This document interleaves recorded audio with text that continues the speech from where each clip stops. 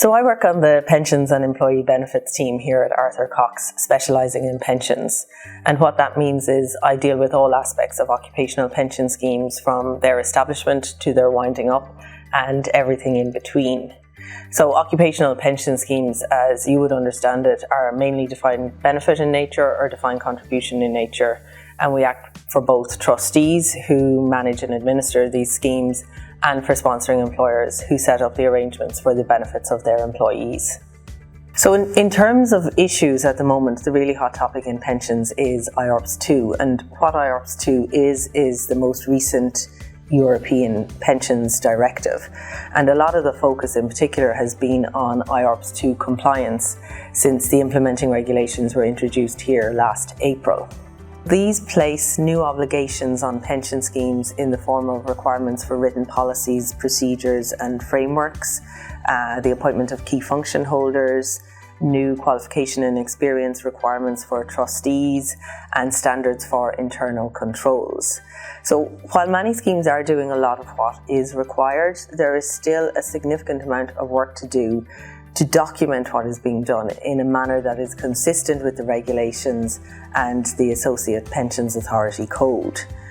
Now, what I would say about IORPS II is that it represents a very significant change in the regulatory landscape for pension schemes in Ireland, and I really think the extent of the work required to bring schemes into line with these requirements shouldn't be underestimated.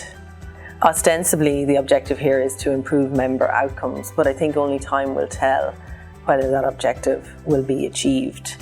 And then directly related to the IORPS II compliance piece is a move to master trusts. And what that involves is standalone or individual pension schemes transferring benefits out of the standalone arrangement into the master trust and then winding up the individual or standalone arrangement.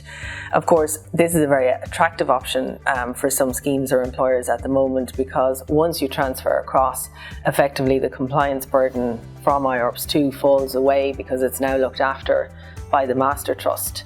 And the other benefit of master trust, of course, is that an employer can continue to provide the pension benefits unchanged in the master trust arrangement, while the governance obligations now fall to the master trust providers.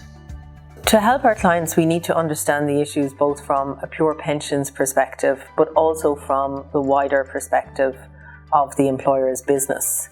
We know the law inside out, and we know the landscape very well as well, and that enables us to guide our clients safely through the issues as they arise.